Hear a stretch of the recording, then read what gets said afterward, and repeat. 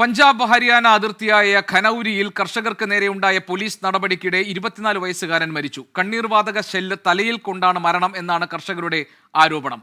നിതിൻ അംബുജൻ ഡൽഹിയിൽ നിന്ന് വിവരങ്ങൾ നൽകാനുണ്ട്. നിതിൻ, 22 വയസ്സുകാരന്റെ മരണം ഈ കണ്ണീർവാതക ഷെല്ല് പ്രയോഗിച്ചത് കൊണ്ടാണ് എന്ന് സ്ഥിരീകരിക്കുകയാണോ? സംഘർഷം കൂടുതൽ കലാപത്തിലേക്ക് വഴിമാറാനുള്ള സാഹചര്യമുണ്ടോ? വിശദാംശങ്ങൾ എന്തൊക്കെയാണ് നിതിൻ? ഗോപി, സംഘർഷം എന്തായാലും ഒരു കലാപത്തിലേക്ക് പോകാനുള്ള സാധ്യത തന്നെയാണ് ഇപ്പോൾ ഉണ്ടായിരിക്കുന്നത്. കാരണം രാവിലെ മുതൽ തന്നെ ശംഭു, കനൌരി അടക്കമുള്ള അതിർത്തികളിൽ പോലീസും കർഷകരും തമ്മിൽ ഏറ്റുമുട്ടുന്നുണ്ടായിരുന്നു. എന്തായാലും കനൌരിയിലെ സംഘർഷം അതിപ്പോൾ പരിധി വിട്ടിരിക്കുകയാണ്. കാരണം ഒരു യുവ കർഷകൻ തന്നെയാണ് ഇപ്പോൾ മരിച്ചിരിക്കുന്നത്. കൃഷിയിടത്തിൽ പോലീസുമായി കർഷകർ ഏറ്റുമുട്ടിയിരുന്നു. കർഷകരും പോലീസുമായി ഉണ്ടായ ഏറ്റുമുട്ടലിലാണ് 24-കാരൻ ഇപ്പോൾ മരിച്ചിരിക്കുന്നത്. കണ്ണീർ വാതക ഷെല്ല് തലയിൽ കൊണ്ടാണ് മരണമെന്നാണ് കർഷകരുടെ ആരോപണം. ബത്തിൻഡയിലുള്ള ബല്ലോ ഗ്രാമത്തിലുള്ള ശുഭകരൻ എന്ന ഒരു കർഷകനാണ് ഇത്തരത്തിൽ മരിച്ചിരിക്കുന്നത്. വൈകിട്ടാണ് സംഭവം. അതിനുശേഷം ശുഭകരനെ പട്യാലയിലെ ആശുപത്രിയിൽ പ്രവേശിപ്പിക്കുകയായിരുന്നു. പക്ഷേ ജീവൻ രക്ഷിക്കാനായില്ല. എന്തായാലും വലിയ തരത്തിലുള്ള പ്രതിഷേധം കർഷകർക്കിടയിൽ ഉണ്ടാകുന്നുണ്ട്. കാരണം അതിർത്തിയിൽ സമരം ചെയ്യുന്ന കർഷകർ ഹൃദയാഘാതം മൂലം മരിച്ചിരുന്നു.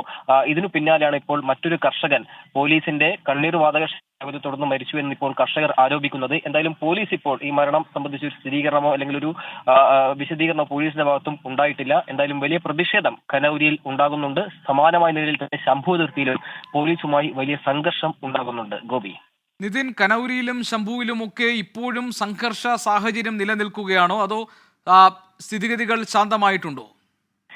ഗോപി, രാവിലെ 11 മണിക്ക് ആരംഭിച്ച കണ്ണീർ വാതക പ്രയോഗം അതിപ്പോഴും ശംഭു അതിർത്തിയിൽ തുടരുന്നുണ്ട്. രാവിലെ 11 മണിക്ക് തന്നെ കർഷകർ ഡൽഹിയിലേക്ക് നീങ്ങാനായി സംഘടിക്കുകയായിരുന്നു. ഇതിന് പിന്നാലെയാണ് കർഷകർക്ക് നേരെ പോലീസ് കണ്ണീർ വാതകം പ്രയോഗിച്ചത്. ഡ്രോൺ ഉപയോഗിച്ചാണ് കണ്ണീർ വാതക ഷെല്ലുകൾ കർഷകർക്ക് നേരെ പ്രയോഗിക്കുന്നത്. ഏതാണ്ട് വൈകിട്ട് അല്പസമയം മുമ്പ് വരെ വീണ്ടും അത് ശക്തമായ രീതിയിൽ തന്നെ ഓരോ മണിക്കൂറും അതോടൊപ്പം തന്നെ ഓരോ മിനിറ്റുകൾ ഇടവിട്ടുകൊണ്ട് തന്നെ കർഷകർക്ക് നേരെ ഇത്തരത്തിൽ പ്രയോഗിക്കുന്ന ഒരു നില ഇപ്പോഴും ശംഭു അതിർത്തിയിൽ തുടരുകയാണ്. കർഷകർക്ക് നേരെ കണ്ണീർ വാതകം പ്രയോഗിക്കുമ്പോൾ അവർ പിന്നീട് സംഘടിച്ചുകൊണ്ട് ഹരിയാന അതിർത്തിയിലേക്ക് പ്രവേശിക്കാൻ ശ്രമിക്കുന്നുണ്ട്. അവയെല്ലാം തന്നെ വലിയ സംഘർഷങ്ങൾക്കാണ് ഇവിടെ ഇപ്പോൾ രൂപപ്പെട്ടു വരുന്നത്. എന്തായാലും കർഷകർക്ക് നേരെയുള്ള കണ്ണീർ വാതക പ്രയോഗം ശംഭു അതിർത്തിയിൽ ഇപ്പോഴും തുടരുകയാണ്. ഇതിനെല്ലാം ഈ ചർച്ചകളിലൂടെ പ്രശ്നം പരിഹരിക്കാനും അനുനയ നീക്കങ്ങൾക്കുമൊക്കെയുള്ള ശ്രമങ്ങൾ നടക്കുന്നതിനിടെ ഏത് സാഹചര്യത്തിലാണ് പോലീസിന് കണ്ണീർ വാതക പ്രയോഗം നടത്തേണ്ടി വന്നത്? എന്തെങ്കിലും പ്രകോപനം സമരക്കാരുടെ ഭാഗത്തുനിന്നുണ്ടായോ, അതല്ല ഇത് ബോധപൂർവം തുടങ്ങി വെച്ചതാണോ? ഗോപി, പഞ്ചാബിൽ നിന്നുള്ള കർഷകർ ഡൽഹിയിലേക്ക് മാർച്ച് പ്രഖ്യാപിച്ച ഘട്ടത്തിൽ തന്നെ, അതായത് 13-ാം തീയതി തന്നെ ശംഭു അതിർത്തിയിൽ കർഷകർ എത്തിയിരുന്നു. അന്നും സമാനമായി തന്നെ കർഷകർക്ക് നേരെ പോലീസ് കണ്ണീർ വാതകം പ്രയോഗിച്ചു. പിന്നീട് 2 ദിവസം സമാനമായ നിലയിൽ കർഷകർക്ക് നേരെ പോലീസിന്റെ ഭാഗത്തും കണ്ണീർ വാതക പ്രയോഗമുണ്ടായിരുന്നു. അതിനുശേഷമാണ് അല്പം സമാധാനപരമായി ശംഭു അതിർത്തിയിലെ സമരം മുന്നോട്ട് പോയത്. പക്ഷേ പുതിയ നിർദ്ദേശങ്ങൾ, കേന്ദ്ര സർക്കാർ മുന്നോട്ട് വെച്ച നിർദ്ദേശങ്ങളെല്ലാം തള്ളിയതോടുകൂടി തന്നെ ഇന്ന് സമരം ചെയ്യുന്ന പ്രഖ്യാപനം കർഷകർ നടത്തിയിരുന്നു. എന്തായാലും രാവിലെ 11 മണിക്ക് കർഷകർ അതിർത്തിയിൽ സംഘടിച്ചതോടെയാണ് എന്തായാലും കർഷകർ ഡൽഹിയിലേക്ക് പോകുമെന്നൊരു പ്രഖ്യാപനം നടത്തിയതിന് പിന്നാലെയാണ് പോലീസിന്റെ ഭാഗത്തും കണ്ണീർ വാതക പ്രയോഗമുണ്ടായത്. മറ്റ് ട്രാക്ടറുകളോ അല്ലെങ്കിൽ JCBകളോ ഉപയോഗിച്ച് കർഷകർ ഡൽഹിയിലേക്ക് നീങ്ങാനുള്ള ശ്രമം രാവിലെ നടത്തിയിരുന്നില്ല. പക്ഷേ കർഷകർ അതിർത്തിയിൽ സംഘടിച്ചിരുന്നു. ഇതിനു പിന്നാലെ പോലീസ് കണ്ണീർ വാതകം പ്രയോഗിക്കുകയായിരുന്നു. എന്തായാലും കർഷകർ ഇടയ്ക്കിടെ ഈ അതിർത്തിയിൽ സംഘടിക്കുന്നതോടുകൂടി തന്നെ പോലീസ് വ്യാപകമായ കണ്ണീർ വാതക ഷെല്ലുകളാണ് പ്രയോഗിക്കുന്നത്. കൂടാതെ ഇടറോഡുകൾ വഴിയും അതോടൊപ്പം തന്നെ ഗ്രാമങ്ങളിലെ മറ്റു വഴികൾ തേടിയും കർഷകർ പഞ്ചാബിൽ നിന്ന് ഹരിയാനയിലേക്ക് കടക്കാൻ ശ്രമിക്കുന്നുണ്ട്. ഇവയെല്ലാം തന്നെ വലിയ രീതിയിൽ തന്നെ സംഘർഷങ്ങളിലേക്കാണ് പോകുന്നത്. എന്തായാലും ഇപ്പോഴും സ്ഥിതിഗതികൾ നിയന്ത്രണ വിധേയമല്ല എന്നാണ് നിതിൻ റിപ്പോർട്ട് ചെയ്യുന്നത്, അല്ലേ? ഗോപി, തീർച്ചയായും ഇപ്പോഴും സ്ഥിതിഗതികൾ നിയന്ത്രണ വിധേയമല്ല. ശംഭുവിലും ഖനൌരിയിലും സമാനമായി തന്നെ പരിധി വിട്ട് കർഷകരുടെ പ്രതിഷേധം കടക്കുകയാണ്. കാരണം ഏറ്റവും ഒടുവിലായി ഒരു കർഷകൻ മരിച്ചു എന്നുള്ള ഒരു പ്രതിഷേധവും കർഷകർക്ക് ഇപ്പോൾ ഉണ്ടായിട്ടുണ്ട്. മാത്രമല്ല പോലീസിന്റെ ഭാഗത്തുണ്ടായ വ്യാപകമായ കണ്ണീർ വാതക പ്രയോഗമെല്ലാം തന്നെ കർഷകരെ സംബന്ധിച്ച് വലിയ പ്രതിഷേധം ഇവിടെ ഉണ്ടായിട്ടുണ്ട്. ഗോപി, നിതിൻ അംബുജനാണ് വിവരങ്ങൾ നൽകിയത്. പഞ്ചാബ് ഹരിയാന അതിർത്തിയായ ഖനൌരിയിൽ കർഷകർക്ക് നേരെയുണ്ടായ പോലീസ് നടപടിക്കിടെ 24 വയസ്സുകാരൻ മരിച്ചു. കണ്ണീർ വാതക ഷെല്ല് തലയിൽ വീണാണ് മരണം എന്നാണ് കർഷകരുടെ ആരോപണം. സംഘർഷ സാഹചര്യം നിലനിൽക്കുകയാണ്. ഒരു കലാപത്തിലേക്ക് കാര്യങ്ങൾ കടക്കാനുള്ള സാഹചര്യം, സ്ഥിതിഗതികൾ രൂക്ഷമായി തുടരുന്നു എന്നാണ് നിതിൻ അംബുജൻ ഇപ്പോൾ ഖനൌരിയിൽ നിന്ന് റിപ്പോർട്ട് ചെയ്യുന്നത്. ശംഭു അതിർത്തിയിലും ഖനൌരിയിലും തിങ്ങിക്കൂടിയ കർഷകർക്ക് നേരെ പോലീസ് കണ്ണീർ വാതക പ്രയോഗം നടത്തുകയായിരുന്നു. കർഷകർ ചിതറിയോടി. ഏതു വിധേനയും പഞ്ചാബ് ഹരിയാന അതിർത്തിയിൽ നിന്ന് ഹരിയാനയിലേക്ക് കടക്കാൻ വേണ്ടിയുള്ള ശ്രമങ്ങൾ അവരുടെ ഭാഗത്ത് നിന്ന് നടക്കുന്നുണ്ട്. അതിൻ്റെ ദൃശ്യങ്ങൾ നമ്മൾ നേരത്തെ കണ്ടു. പല ഊടുവഴികളിലൂടെ ചിതറിയോടി കർഷകർ ബാരിക്കേഡുകൾ ഭേദിച്ച് പുറത്തേക്ക് കടക്കാൻ വേണ്ടിയുള്ള ശ്രമങ്ങൾ നടക്കുകയാണ്. ഏതായാലും സംഘർഷ സാഹചര്യം നിലനിൽക്കുന്നുണ്ട് എന്നാണ് നിതിൻ അംബുജന്റെ റിപ്പോർട്ടിൽ പറയുന്നത്. അംഗത്തിനൊരുങ്ങി മുന്നണികൾ.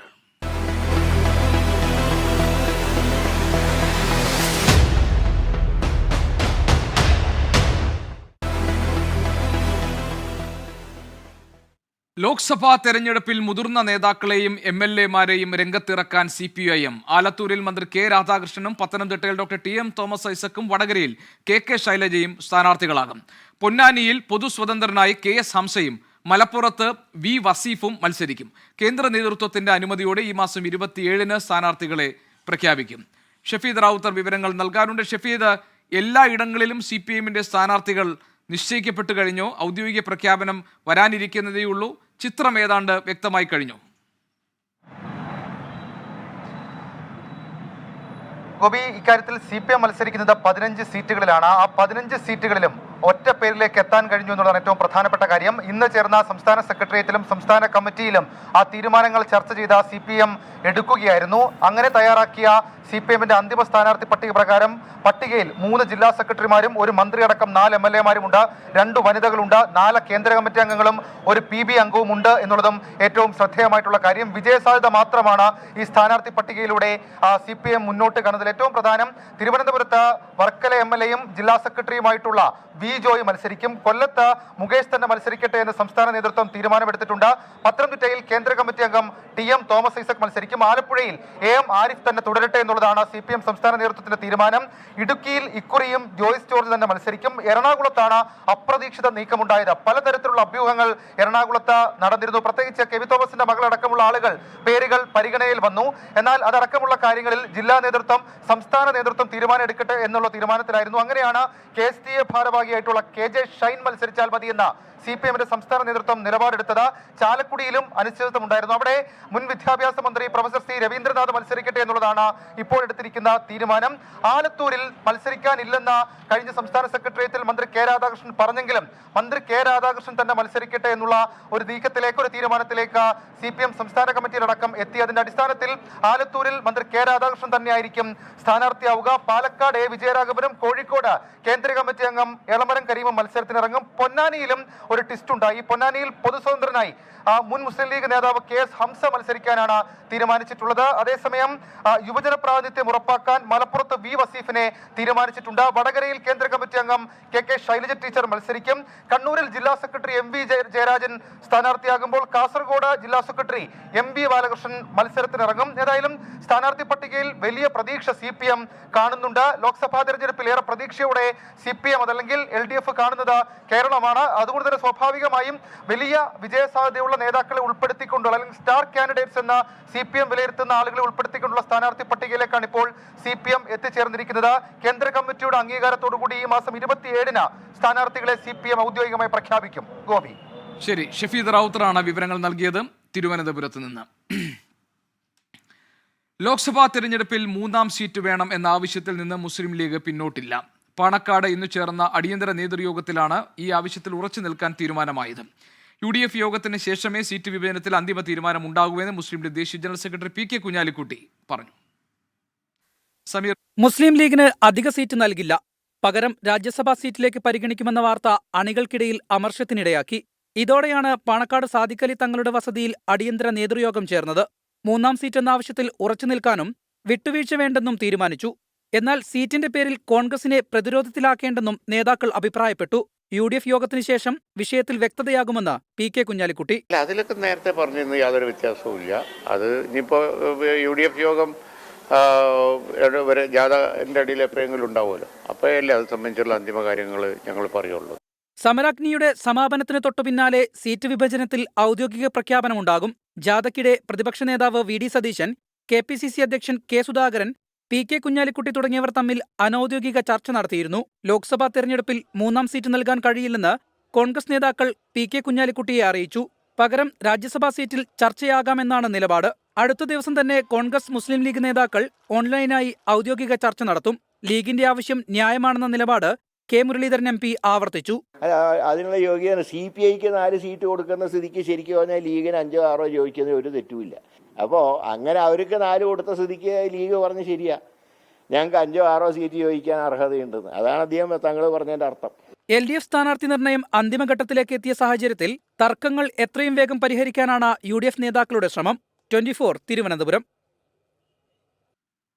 സമീർ ബിൻ കരീം ഞങ്ങളുടെ പ്രതിനിധി വിവരങ്ങൾ നൽകാനുണ്ട്. സമീർ, മൂന്നാം സീറ്റ് എന്ന ആവശ്യത്തിൽ ഉറച്ചു നിൽക്കും മുസ്ലിം ലീഗ് എന്ന് പറയുമ്പോൾ ഒരു വിട്ടുവീഴ്ചയ്ക്കുമുള്ള സാധ്യത ഇനി ഇല്ല എന്ന് വ്യക്തമാവുകയാണോ? കോൺഗ്രസിന് വഴങ്ങേണ്ടി വരികയല്ലാതെ മറ്റൊരു സാഹചര്യം ഇല്ല എന്നാണോ, അതോ മറ്റേതെങ്കിലും തരത്തിലുള്ള ഒരു വിലപേശൽ ഇതിന് പിന്നിൽ ലീഗ് കണക്ക് കൂട്ടുന്നുണ്ടോ?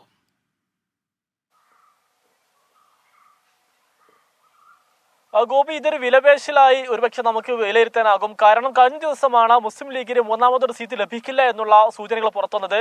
ഈ ഒരു ഘട്ടത്തിൽ അണികൾക്കിടയിൽ വലിയൊരു അമർഷത്തിനിടയാക്കി. കാരണം എല്ലാ വർഷത്തെയും പോലെ ഇത്തവണയും ഒരു വിട്ടുവീഴ്ചയ്ക്ക് നേതൃത്വം ഒരുങ്ങുന്നു എന്നുള്ളത് പ്രതിഷേധത്തിനിടയാക്കുന്ന ഒരു സാഹചര്യം ഉണ്ടായി. ഇതോടുകൂടിയാണ് ഇന്ന് പാണക്കാട് അടിയന്തര യോഗം ചേരുകയും ഇക്കാര്യത്തിൽ ഒരു വിട്ടുവീഴ്ചയ്ക്ക് വേണ്ടി തയ്യാറല്ല, പകരം സീറ്റ് വേണമെന്നുള്ള കാര്യത്തിൽ ഉറച്ചു നിൽക്കണം എന്നുള്ള തീരുമാനത്തിലേക്ക് നേതാക്കൾ എത്തിയത് എന്നുള്ളത് വളരെ പ്രധാനപ്പെട്ടതായിട്ടുള്ള കാര്യം. അതോടുകൂടിയാണ് ഇക്കാര്യം കോൺഗ്രസ് നേതാക്കളെ മുസ്ലിം ലീഗ് നേതൃത്വം അറിയിക്കുകയും ചെയ്യും. പശ്ചാത്തലത്തിൽ സീറ്റ് വേണമെന്നുള്ള കാര്യത്തിൽ ലീഗ് ഉറച്ചു നിൽക്കും. എന്നാൽ ഒരു പക്ഷേ ഇക്കാര്യം പറഞ്ഞ് കോൺഗ്രസിനെ സമ്മർദ്ദത്തിലാക്കുകയോ പ്രതിരോധത്തിലാക്കാനോ മുസ്ലിം ലീഗ് തുനിയില്ല. പകരം രാജ്യസഭാ സീറ്റോ അല്ലെങ്കിൽ നിയമസഭാ തെരഞ്ഞെടുപ്പ് അടുത്ത് നടക്കുമ്പോൾ അതിൽ വിജയം ഉറപ്പുള്ള 1-2 സീറ്റ് ലഭിക്കണമെന്നുള്ള കാര്യത്തിലേക്കും ലീഗ് ഒരുപക്ഷെ അത്തരം ഒരു വിട്ടുവീഴ്ചയിലേക്ക് നയിക്കാനുള്ള ഒരു സാധ്യതയുണ്ട് എന്നുള്ളതാണ് നമുക്ക് ഇപ്പോൾ ലഭ്യമാകുന്ന വിവരം. ഇതുമായി ബന്ധപ്പെട്ട് ഒരു അന്തിമ തീരുമാനത്തിലേക്ക് എത്താൻ ഇതുവരെ UDF-നായിട്ടില്ല. കാരണം മുസ്ലിം ലീഗിന്റെ മൂന്നാമത്തെ സീറ്റിന്റെ കാര്യത്തിൽ തീരുമാനമാവാത്ത പശ്ചാത്തലത്തിൽ കൂടിയാണ് ഉഭയകക്ഷി ചർച്ചകളും ഒപ്പം തന്നെ തീരുമാനങ്ങളും നീണ്ടുപോകുന്നത്. ഗോപി, സമീർ ബിൻ കരീമാണ് വിവരങ്ങൾ നൽകിയത്. വാർത്തകളിലേക്ക് വീണ്ടും. കോട്ടയം കൈതേപ്പാലം മൃഗാശുപത്രിയിലെ ജീവനക്കാരിയെ പിരിച്ചുവിട്ടതിനെ തുടർന്നുണ്ടായ പ്രതിഷേധവുമായി ബന്ധപ്പെട്ട കേസ് ഹൈക്കോടതി മരവിപ്പിച്ചു. പ്രതിപക്ഷ നേതാവ് VD സതീശൻ പ്രതിയായ കേസിന്റെ തുടർ നടപടികളാണ് ഈ മാസം 29 വരെ സ്റ്റേ ചെയ്തത്. കലാപാഹ്വാനം അടക്കമുള്ള വകുപ്പുകൾ ചുമത്തിയായിരുന്നു കേസ്. ശ്രീകാന്ത് കൊച്ചിയിൽ നിന്ന് വിവരങ്ങൾ നൽകാനുണ്ട്. ശ്രീകാന്ത്, വിശദാംശങ്ങൾ എന്താണ്? ഈ പുതുപ്പള്ളി ഉപതെരഞ്ഞെടുപ്പ് കാലത്ത് മുൻ മുഖ്യമന്ത്രി ഉമ്മൻചാണ്ടിയെ കുറിച്ച് ചാനലിന് മുന്നിൽ സംസാരിച്ചതിന് മൃഗാശുപത്രി ജീവനക്കാരിയെ ജോലിയിൽ നിന്നും പിരിച്ചുവിട്ടതിനെതിരെ കോൺഗ്രസിന്റെ ഒരു പ്രതിഷേധം നടന്നിരുന്നു. ഇതിൽ VD സതീശനും പങ്കാളിയായി. പക്ഷേ VD സതീശനെതിരെ കലാപാഹ്വാനമടക്കമുള്ള കേസ് പോലീസ് രജിസ്റ്റർ ചെയ്തിരുന്നു. ഈ FIR റദ്ദാക്കണമെന്നാവശ്യപ്പെട്ടാണ് VD സതീശൻ ഹൈക്കോടതിയെ സമീപിച്ചത്. ഇതിൽ ഈ നടപടികൾ ഇപ്പോൾ മരവിപ്പിച്ചിരിക്കുകയാണ് സിംഗിൾ ബെഞ്ച്. FIR-ൽ പ്രതിപക്ഷ നേതാവിനെ പ്രതിയാക്കാവുന്ന തരത്തിലുള്ള ഒരു കുറ്റവും കാണുന്നില്ലെന്ന് കോടതി നിരീക്ഷിക്കുകയുണ്ടായി. ഇതിന്റെ അടിസ്ഥാനത്തിലാണ് താൽക്കാലികമായി ഇപ്പോൾ ഈ നടപടികൾ മരവിപ്പിച്ചിട്ടുള്ളത്. വിശദമായ വാദങ്ങൾക്ക് ശേഷം ഇത് ക്വാഷ് ചെയ്യണമോ വേണ്ടയോ എന്ന് കോടതി തീരുമാനിക്കും. മറ്റൊരു വാർത്തയിലേക്ക്. TP ചന്ദ്രശേഖരൻ വധക്കേസിൽ ഹൈക്കോടതി കുറ്റക്കാരെന്ന് കണ്ടെത്തിയ 2 പ്രതികൾ കോടതിയിൽ കീഴടങ്ങി. കേസിലെ 10-12 പ്രതികളായ KK കൃഷ്ണൻ, ജ്യോതി ബാബു എന്നിവരാണ് മാറാട് പ്രത്യേക കോടതിയിൽ ഹാജരായത്. വൃക്കരോഗിയായ ജ്യോതി ബാബു ആംബുലൻസിലാണ് കോടതിയിലെത്തിയത്. വിവരങ്ങളുമായി മിഥില ബാലൻ കോഴിക്കോട്ട് നിന്നും ഉണ്ട്. മിഥില, എന്താണ് ഈ TP ചന്ദ്രശേഖരൻ വധക്കേസിൽ ഈ കുറ്റക്കാരെന്ന് കണ്ടെത്തിയ 2 പ്രതികൾ കോടതിയിൽ കീഴടങ്ങിയതുമായി ബന്ധപ്പെട്ട മറ്റു വിശദാംശങ്ങൾ? ഗോപി, ഇന്ന് ഉച്ച കഴിഞ്ഞാണ് ഈ TP ചന്ദ്രശേഖരൻ വധക്കേസിലെ 10-12 പ്രതികൾ കോഴിക്കോട് മാറാട് പ്രത്യേക കോടതിയിൽ ഹാജരായത്. ഗോപി സൂചിപ്പിച്ചതുപോലെ തന്നെ ഹൈക്കോടതിയായിരുന്നു ഇവർ കുറ്റക്കാരാണെന്ന് കണ്ടെത്തിയിട്ടുണ്ടായിരുന്നത്. ഇതിനെ തുടർന്ന് 26-നാണ് ഹൈക്കോടതിയിൽ ഈ 2 പ്രതികളോട് ഹാജരാകാൻ കോടതി നിർദ്ദേശം നൽകിയത്. അതിന്റെ തുടർ നടപടി എന്നോണമാണ് ഇന്ന് മാറാട് പ്രത്യേക കോടതിയിലെത്തി ഈ 2 പേരും കീഴടങ്ങിയത്. KK കൃഷ്ണൻ, ജ്യോതി ബാബു. ഇതിൽ ജ്യോതി ബാബു എത്തിയത് ആംബുലൻസിലാണ്. ആംബുലൻസിൽ എത്തിയെന്ന് മാത്രമല്ല സ്ട്രക്ചറിൽ കിടത്തിയാണ് കോടതി മുറിയിലേക്ക് ഈ പ്രതിയെ എത്തിച്ചത്. കോടതി ഈ 2 പേരെയും ജില്ലാ ജയിലിലേക്ക് മാറ്റാൻ ഉത്തരവിട്ടു. ജില്ലാ ജയിലിലേക്ക് മാറ്റാൻ ഉത്തരവിട്ട സമയത്ത് ആദ്യം വൈദ്യപരിശോധന നടത്തണം. വൈദ്യപരിശോധന നടത്തി ജയിലിൽ എത്തിക്കുക. ജയിലിൽ എത്തിയതിനു ശേഷം ജയിലിൽ ഈ ജ്യോതി ബാബു എന്നത് ഡയാലിസിസ് ചെയ്യുന്ന ഒരു രോഗിയാണ്. ഇന്നും ഡയാലിസിസ് ചെയ്തിട്ടുണ്ടായിരുന്നു. മാത്രമല്ല ആശുപത്രിയിൽ നിന്ന് ഡിസ്ചാർജ് ചെയ്തതിന് ശേഷമാണ് ഇന്നിപ്പോൾ ഈ കോടതിയിൽ കീഴടങ്ങാൻ എത്തിയിട്ടുണ്ടായിരുന്നത്. ഈ സാഹചര്യങ്ങളെല്ലാം പരിഗണിച്ച് ഈ പ്രതിക്ക് മെഡിക്കൽ സഹായം നൽകേണ്ട എല്ലാ സാഹചര്യവും ജില്ലാ ജയിലിലുണ്ടോ എന്ന് പരിശോധിച്ച ശേഷം അവിടെ നിന്നും മാറ്റേണ്ടതാണെങ്കിൽ ഈ പ്രതിയെ അവിടെ നിന്നും മാറ്റണം എന്നും കോടതി പറഞ്ഞിട്ടുണ്ടായിരുന്നു. അതുപ്രകാരം ഈ 2 പേരെയും കോഴിക്കോട് ജില്ലാ ജയിലിൽ എത്തിച്ചു. KK കൃഷ്ണന്റെ കാര്യത്തിൽ മറ്റു പ്രശ്നങ്ങളൊന്നുമില്ല. ആരോഗ്യ പ്രശ്നങ്ങൾ ഉണ്ടെങ്കിൽ പോലും കോഴിക്കോട് ജില്ലാ ജയിലിൽ മതിയായ മെഡിക്കൽ സൗകര്യം KK കൃഷ്ണന് നൽകാനുള്ളതുണ്ട്. എന്നാൽ അതേസമയം തന്നെ ജ്യോതി ബാബുവിന്റെ കാര്യം എടുക്കുകയാണെങ്കിൽ ഈ ഒരു പ്രതിക്ക് നൽകേണ്ട മെഡിക്കൽ ഫെസിലിറ്റി ഈ ജില്ലാ ജയിലിലില്ല. അതുകൊണ്ട് തന്നെ സൂപ്രണ്ട്, ഈ ഒരു ജയിൽ സൂപ്രണ്ട് മെഡിക്കൽ കോളേജിലേക്ക് മാറ്റാനാണ് ഇപ്പോൾ തീരുമാനിക്കുക. പിന്നീട് അപ്പോൾ തന്നെ, അതായത് ജില്ലാ ജയിലിൽ എത്തിച്ചു. ജയിലിനുള്ളിലേക്ക് കടത്തിയിട്ടുണ്ടായിരുന്നില്ല ഈ ജ്യോതി ബാബുവിനെ, സ്ട്രക്ചറിൽ കിടക്കുകയായിരുന്നു. ഈ പ്രതിയെ ഉടൻ തന്നെ കോഴിക്കോട് മെഡിക്കൽ കോളേജിലേക്ക് മാറ്റുകയാണ് ഉണ്ടായത്. ഇനി കേസ് 26-നാണ് ഹൈക്കോടതി പരിഗണിക്കുന്നത്. അന്ന് ഈ 2 പ്രതികളും ഒപ്പം തന്നെ നേരത്തെ കുറ്റക്കാരാണെന്ന് ശരിവെച്ച വിചാരണ കോടതി കുറ്റക്കാരെന്ന് ശരിവെച്ചത് ഹൈക്കോടതിയും ശരിവെച്ചിട്ടുണ്ടായിരുന്നു. ആ 10 പ്രതികളും ഉൾപ്പെടെ 12 പേരും 26-ന് ഹൈക്കോടതിയിൽ ഹാജരാകും. ഗോപി, മിഥില ബാലൻ ആണ് വിവരങ്ങൾ നൽകിയത് കോഴിക്കോട് നിന്ന്. NDAയുടെ കേരള പദയാത്ര പോസ്റ്റർ വിവാദത്തിന് പിന്നാലെ പ്രചാരണ ഗാനത്തിലും പുലിവാല് പിടിച്ച് BJP. പാർട്ടി സംസ്ഥാന അധ്യക്ഷൻ കെ സുരേന്ദ്രൻ SC/ST നേതാക്കളോടൊപ്പം ഭക്ഷണം കഴിക്കുമെന്ന പോസ്റ്ററിലെ പ്രയോഗത്തിനെതിരെ വലിയ വിമർശനം ഉയർന്നു കഴിഞ്ഞു. പട്ടികജാതി പട്ടികവർഗക്കാർക്കൊപ്പം ഭക്ഷണം കഴിക്കുന്നത് അഭിമാനമാണെന്ന് കെ സുരേന്ദ്രൻ പ്രതികരിച്ചു. പ്രചാരണ ഗാനത്തിൽ കേന്ദ്ര സർക്കാർ വിരുദ്ധമായ വരികൾ കടന്നുകൂടിയതാണ് BJPക്ക് ഇപ്പോൾ നാണക്കേടായത്. അതേസമയം BJPയിലെ പോസ്റ്റർ ഗാനം വിവാദങ്ങളിൽ വിശദീകരണം തേടി സംസ്ഥാന അധ്യക്ഷൻ കെ സുരേന്ദ്രൻ സംസ്ഥാന IT സെൽ കൺവീനർ S ജയശങ്കറിനോടാണ് വിശദീകരണം തേടിയിരിക്കുന്നത്. സമീർ സി മുഹമ്മദ് വിവരങ്ങളുമായുണ്ട്. സമീർ, നിലവിൽ ഇപ്പോൾ BJP ഭരിക്കുന്ന സർക്കാരിനെതിരെ വിമർശനം ഉന്നയിക്കുന്ന ഗാനം കെ സുരേന്ദ്രൻ നയിക്കുന്ന കേരള പദയാത്രയിൽ വന്നു. പിന്നെ പോസ്റ്ററിലെ SC/ST നേതാക്കൾക്കൊപ്പമുള്ള വിരുന്ന് എന്ന പരാമർശത്തിലെ വിവാദവും. ഇതിനെന്ത് വിശദീകരണമാണ് സംസ്ഥാന നേതൃത്വം നൽകുന്നത്? BJP സംസ്ഥാന അധ്യക്ഷൻ നയിക്കുന്ന കേരള പദയാത്രയുടെ പരിപാടികൾ വിശദീകരിക്കുന്ന ഭാഗത്താണ് SC/ST നേതാക്കൾക്കൊപ്പം ഉച്ചഭക്ഷണം കഴിക്കും എന്നുള്ള പരാമർശമുണ്ടായത്. അത് വലിയ വിവാദങ്ങൾക്കും വിമർശനങ്ങൾക്കും വഴിവെച്ചു. അത് ജാതീയമായ അധിക്ഷേപമാണ് എന്നുള്ളതാണ് വിമർശനം. വിഷയത്തിൽ K മുരളീധരൻ MP, അതുപോലെ പട്ടികജാതി പട്ടികവർഗ കോർഡിനേഷൻ കമ്മിറ്റി ജനറൽ കൺവീനർ, അതുപോലെ സാമൂഹ്യ പ്രവർത്തക ധന്യരാമൻ ഉൾപ്പെടെയുള്ളവരും രംഗത്ത് വന്നിരുന്നു. ഈ വിഷയത്തിലാണ് പ്രതികരണവുമായിക്കൊണ്ട് കെ സുരേന്ദ്രനും രംഗത്തെത്തിയത്. സുരേന്ദ്രൻ പറയുന്നത് 13 പട്ടികജാതി പട്ടികവർഗ വിഭാഗങ്ങൾക്കൊപ്പമാണ് തൻ്റെ ഈ യാത്ര. അതിന്റെ ഭാഗമായാണ് അവർക്കൊപ്പം ഭക്ഷണം കഴിക്കുന്നത്.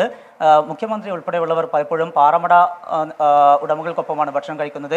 പക്ഷേ താൻ കഴിക്കുന്നത് ഇത്തരത്തിലാണ്, പട്ടികജാതി പട്ടികവർഗർക്കൊപ്പമാണ്. അങ്ങനെ കഴിക്കുന്നു എന്ന് പറയുന്നതിൽ അഭിമാനമാണ് ഉള്ളത് എന്നാണ് സുരേന്ദ്രൻ ഈ സംഭവവുമായി വിശദീകരിക്കുന്നത്. ഇതുമായി ബന്ധപ്പെട്ടുള്ള വിവാദം കൊഴുക്കുന്നതിനിടെയാണ് മറ്റൊരു സംഭവം കൂടി ഉണ്ടാകുന്നത്. അതായത് BJPയുടെ ഈ കേരള പദയാത്രയുമായി ബന്ധപ്പെട്ട് NDAയുടെ ഈ പദയാത്രയുമായി ബന്ധപ്പെട്ട് പുറത്തുവിട്ട ഗാനമാണ്. ആ തീം സോങ് ആണ് ഇപ്പോൾ വലിയ ഒരു പുലിവാല് കൂടിയായി മാറിയിരിക്കുന്നത്. അതിൽ കേന്ദ്ര സർക്കാരിനെതിരെയായിട്ടുള്ള കാര്യങ്ങളാണ് ഉള്ളത്. അഴിമതിക്ക് പേര് കേട്ട കേന്ദ്ര സർക്കാരിനെതിരെ അണിനിരക്കൂ എന്നാണ് ആഹ്വാനം ചെയ്യുന്നത്. അതിപ്പോൾ വലിയ ഒരു പ്രശ്നത്തിലേക്ക്, വലിയൊരു പ്രതിസന്ധിയിലേക്ക് BJPയെയും NDAയും എത്തിച്ചിട്ടുണ്ട്. ഈ വിഷയവുമായി ബന്ധപ്പെട്ട് BJP നേതൃത്വം നൽകുന്ന ഒരു വിശദീകരണം, ഈ പോസ്റ്ററിൻ്റെയും അതുപോലെ തന്നെ ഈ പാട്ട് പുറത്തിറക്കുന്നതിനും ഒക്കെ ചുമതല ഉണ്ടായിരുന്നത് IT സെല്ലിനാണ്. IT സെല്ലിൻ്റെ ഭാഗത്ത് വന്നിട്ടുള്ള വീഴ്ചയാണ് എന്നുള്ളതാണ്. അതുകൊണ്ട് തന്നെ ഇതുമായി ബന്ധപ്പെട്ട് IT സെൽ കൺവീനറിനോട് വിശദീകരണം തേടിയിട്ടുണ്ട് എന്ന കാര്യമാണ് അവർ വ്യക്തമാക്കുന്നത്. 2012 വി മുരളീധരൻ നടത്തിയിട്ടുള്ള കേരള പദയാത്രയുണ്ടായിരുന്നു. അന്ന് കേന്ദ്ര സർക്കാരിനെതിരെ ഉണ്ടായിട്ടുള്ള ആ ഒരു പാട്ടിൻ്റെ ഭാഗം ഇപ്പോൾ ഈ പുതിയ കേരള പദയാത്രയുടെ ഈ പാട്ടിൽ ഉൾപ്പെടുത്തിയതാണ്. ആ ഒരു മിക്സിങ്ങിൽ വന്നിട്ടുള്ള ഒരു പാളിച്ചയാണ് ഇപ്പോഴത്തെ ഈ സംഭവങ്ങൾക്ക് ഇടയാക്കിയത് എന്നാണ് അവർ കണ്ടെത്തിയിട്ടുള്ള ഒരു പ്രാഥമികമായിട്ടുള്ള അവരുടെ ഒരു വിലയിരുത്തൽ. അതിൻ്റെ ഭാഗമായിക്കൊണ്ടാണ് ഇപ്പോൾ സംസ്ഥാന IT സെൽ കൺവീനറോട് ഇതുമായി ബന്ധപ്പെട്ട വിശദീകരണം നൽകണം എന്ന് BJP നേതൃത്വം ആവശ്യപ്പെട്ടിരിക്കുന്നത്. ഏതായാലും പോസ്റ്റർ വിവാദവും അതുപോലെ തന്നെ ഈ സോങ്ങും വലിയ രീതിയിൽ വിമർശിക്കപ്പെടുന്നുണ്ട്. BJP ഇപ്പോൾ കുരുക്കിലായിട്ടുണ്ട് എന്നാണ് നമുക്ക് മനസ്സിലാക്കാനാവുന്നത്. ഈ ഒരു സാഹചര്യത്തിലാണ് നേതൃത്വം IT സെല്ലിനോട് വിശദീകരണം തേടിയിരിക്കുന്നത്. ശരി, സമീർ സി മുഹമ്മദാണ് വിവരങ്ങൾ നൽകിയത്.